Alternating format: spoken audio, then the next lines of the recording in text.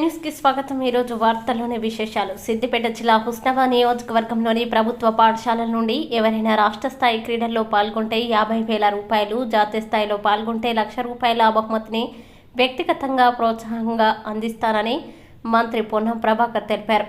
హుస్నాబాద్ జిల్లా పరిషత్ బాలురావు ఉన్నత పాఠశాలలో జాతీయ క్రీడా దినోత్సవం సందర్భంగా మేజర్ ధ్యాన్ చంద్ చిత్రపటానికి మంత్రి పొన్నం ప్రభాకర్ పూలమాలలు వేసి నివాళులర్పించారు। అనంతరం క్రీడా పోటీల్ని ప్రారంభించి కాసేపు క్రీడాకారులతో కలిసి కబడ్డీ ఆడి క్రీడాకారుల్లో ఉత్సాహాన్ని నింపారు। హుస్నాబాద్ నియోజకవర్గం నుండి క్రీడల్లో ప్రతిభ కనబరుస్తున్న విద్యార్థులు కరీంనగర్లోని స్పోర్ట్స్ స్కూల్లో అడ్మిషన్ తీసుకొని సద్వినియోగం చేసుకోవాలని ఈ సందర్భంగా మంత్రి పొన్నం ప్రభాకర్ సూచించారు। తల్లిదండ్రులకి పుట్టిన ప్రాంతానికి పేరు తీసుకురావాలంటే విద్యార్థులు ఏదో ఒక రంగంలో నైపుణ్యాన్ని సాధించాలన్నారు। హుస్నాబాద్ని రాష్ట్ర స్థాయిలో నెంబర్ 1గా క్రీడా హబ్గా మార్చడమే తన లక్ష్యమన్నారు। హుస్నాబాద్ మినీ స్టేడియంలో అన్ని రకాల క్రీడా వసతులు కల్పిస్తామని, విద్యార్థులు క్రీడాకారులు ఇక నుండి హుస్నాబాద్ మినీ స్టేడియంలోనే క్రీడలు ఆడుకోవాలన్నారు। అదేవిధంగా అందరూ ఈత నేర్చుకోవడానికి మినీ స్టేడియంలో స్విమ్మింగ్ పూల్ని కూడా ఏర్పాటు చేస్తున్నామని పేర్కొన్నారు।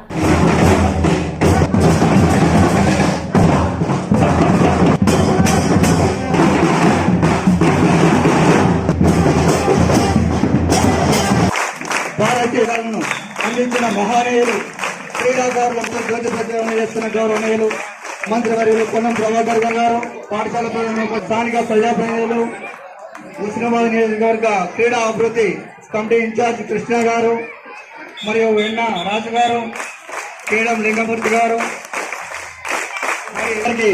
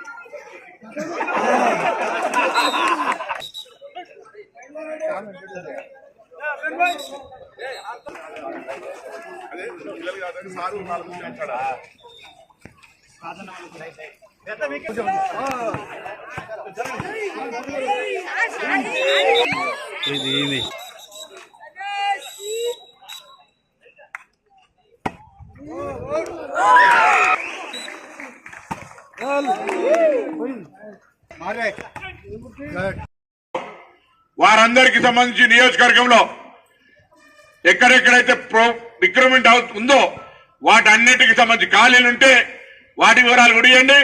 తప్పకుండా ఎక్కడ కూడా హుస్నాబాద్ సంబంధించి వ్యాయామ క్రీడా ఉపాధ్యాయుల ఖాళీ లేకుండా చూసి మీ అందరికీ సరైన శిక్షణ ఇప్పించే విధంగా ఏర్పాట్లు చేస్తాం। తప్పకుండా ప్రభుత్వ పాఠశాలలో చదివే విద్యార్థులు హుస్నాబాద్ నియోజకవర్గం నుంచి రాష్ట్ర స్థాయిలో ఎవరు పాల్గొన్నా, ఏ క్రీడలో పాల్గొన్నా 50,000 రూపాయల బహుమతి ఇవ్వబడుతుంది। అక్కడ కూడా నేషనల్ ఆడిన వాళ్ళందరికీ గవర్నమెంట్ స్కూల్ నుంచి 1,00,000 రూపాయల బహుమతి ఇచ్చే కార్యక్రమం తీసుకుంటాం।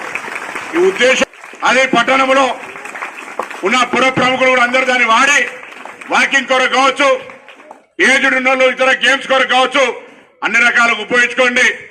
ఇదే సందర్భంలో నేను పోలీసు వారికి కోరుతాను, అక్కడ ఎవరైనా త్రాగినా, ఆ గ్రౌండ్ చెడగొట్టే సీసాలు వలగొట్టినా కఠినంగా గంజాయి స్మగ్లింగ్ చేసిన కేసు పెట్టినంత గట్టి కేసు పెట్టేది వాళ్ళ మీద।